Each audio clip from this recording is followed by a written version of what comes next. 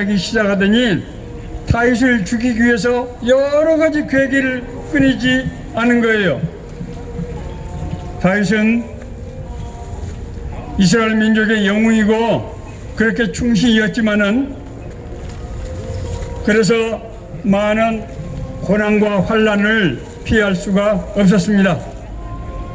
다윗은 10년 동안이나 사울 왕의 죽음에 이 함덫을 피해서 유대 땅 모든 이스라엘의 이제 외진 곳으로 숨어서 돌아다녀야 했고, 자기를 따르는 400명의 이제 무리들과 함께 심지어 자기가 옛날에 싸우던 이방 민족에까지 가서 거기에서 자기 생명을 구걸하지 않으면 안 될 그런 어려움을 겪었습니다.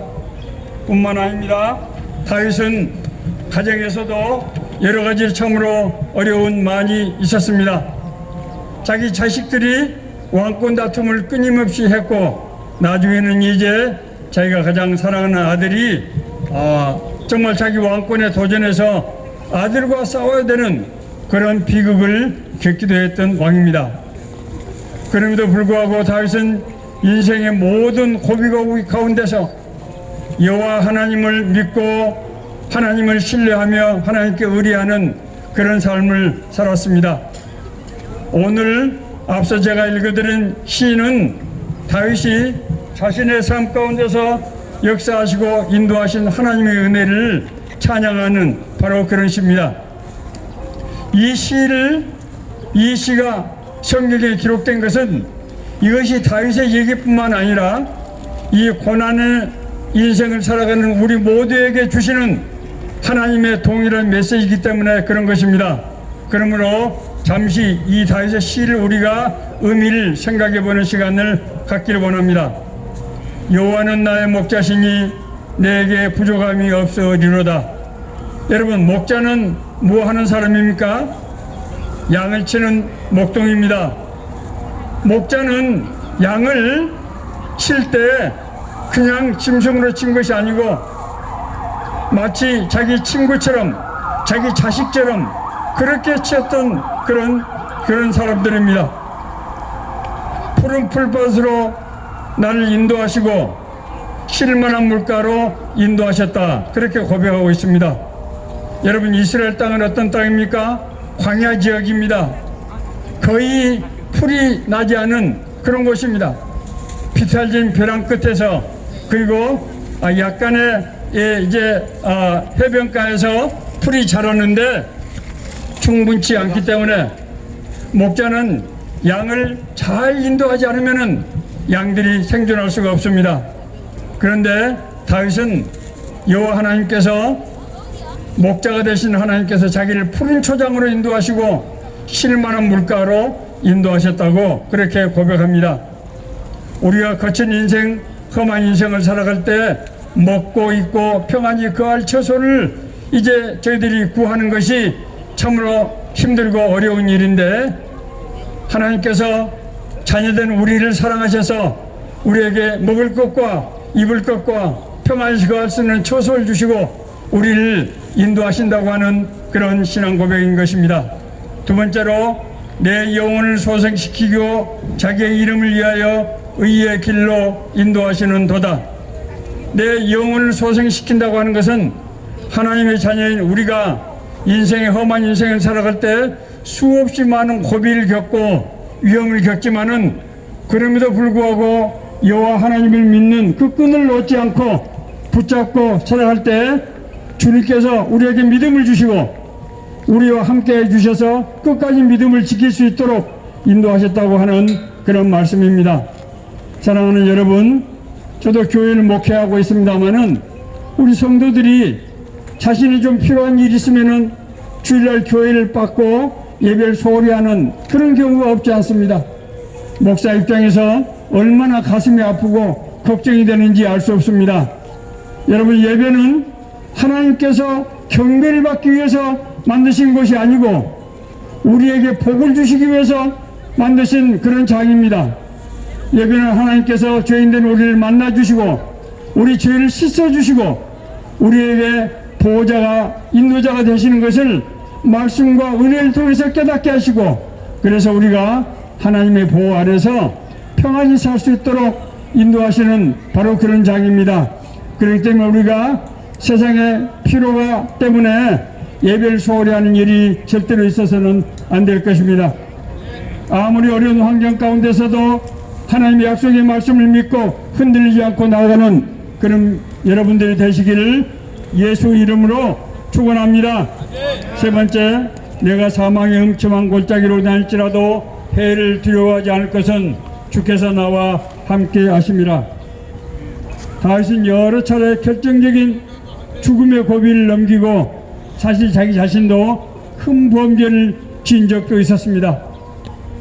우리가 이 험한 세상 살아갈 때 참으로 인생의 고비가 정말 많은 것을 우리가 체험하게 됩니다.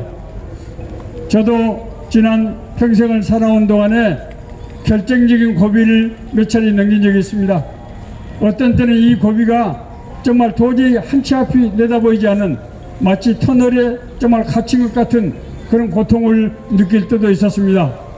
그런데 그 고통 가운데서 몸부림치다가 어느 날 잠을 자고 아침에 일어나 보니까 지난밤 자욱했던 안개가 사라진 것 같이 모든 문제가 해결되어 있는 것을 우리가 깨닫게 됩니다. 하나님께서는 제가 감당할 수 없는 어려운 일들을 맡았을 때 저에게 말씀해 주시고 사람을 붙여주시고 그래서 그 문제를 해결해 주시는 것을 깨닫게 되었습니다. 다윗은 참으로 그 많은 정말 죽음의 고비와 곤란 가운데서 하나님께서 사망의 음침한 골짜기로 다니지만은 주님께서 함께 하시며 자기를 보호해 주시는 것을 깨달았습니다. 네 번째로, 주께서 내 원수의 목전에서 내게 상을 차려주시고 기름을 내 머리에 부으셨으니 내 잔이 넘치나이다. 다윗은 10년 동안 그렇게 사울 왕을 피해 다니다가 하나님께 불순종한 사울 왕이 자기 아들과 함께 블레셋과의 전투에서 비극적인 최후를 맞게 됩니다. 사울 왕이 떠나게 되자 백성들이 이구동성으로 모든 백성들이 일어나서 이제 다윗을, 헤브론에 있는 다윗을 불러와서 이스라엘 왕으로 추대하게 되고, 그래서 이스라엘의 이제 통치자가 되어서 하나님 나라를 이루게 됩니다. 다윗은 정말 뛰어난 그런 군주였습니다. 그래서 많은 영토를 확보하고 이제 큰 부를 쌓는 부국 강병을 이뤘습니다. 여러분, 그러나 다윗이 진짜 위대함은 부국 강병을 이룬 것이 아니고 하나님이 다스리는 나라, 신정정치라고 하는데 하나님이 통치하는 나라, 지구상에 그 나라에 그를 구현한 것입니다. 하나님께서 아브라함에게, 아브라함은 너는 본토 아비의 집을 떠나 내가 너에게 지시할 땅으로 가라. 내가 너로 큰 민족을 이루어 내 이름을 창대케 하리니 너는 복의 근원이 될지라. 여기서 복의 근원이라고 하는 것은 하나님을 믿는 사람, 하나님을 믿는 족속이 어떤 축복을 받은 것을 샘플로 보게 해서 모든 민족들이 하나님 앞으로 돌아오게 한다고 하는 그런 계획인 것입니다. 그런데 하나님이 통치하시는 나라, 하나님이 함께 하시는 나라의 샘플을 다윗이 이스라엘 민족을 통해서 이룬 것입니다. 이스라엘은 다윗이 하나님의 음성을 들어서 이스라엘 국가를 통치하고 성전을 짓고 율법을 제대로 반포해서 모든 백성들이 정말 성령 충만한 가운데, 하나님의 은혜 충만한 가운데, 하나님의 뜻 가운데 살아서 열방에 있는 모든 족속들이 살아서 역사하시는 하나님의 증거를 봤던 그런 위대한 군주였습니다. 잘 아시는 대로 다윗에 이어지는 왕들이 제대로 통치를 해서 나라를 일으키게 되기도 했습니다마는 하나님께서는 약속하신 대로 다윗의 자손 중에서 예수 그리스도를 보내셔서 이 땅에 하나님의 나라를 이루시고 모든 성도들의 인생 가운데서 하나님께서 다스리고 인도하시는 하나님의 나라를 이루게 하시는 것입니다. 오늘은 거룩한 주일입니다. 우리가 예배를 드리는 것은 이것이 바로 베델, 하나님의 집입니다. 왜냐하면 하나님은 우리를 부르시고 하나님은 우리와 함께 하시기 때문입니다. 여러분, 예배는 하나님의 나라의 삶의 모형입니다. 우리가 예배를 통해서 하나님의 음성을 듣고 인도하심을 받고 하나님과 동행하는 그런 아름다운 삶을 사시는 여러분 모두가 되시길 예수 그리스도 이름으로 축원합니다. 아멘. 감사합니다.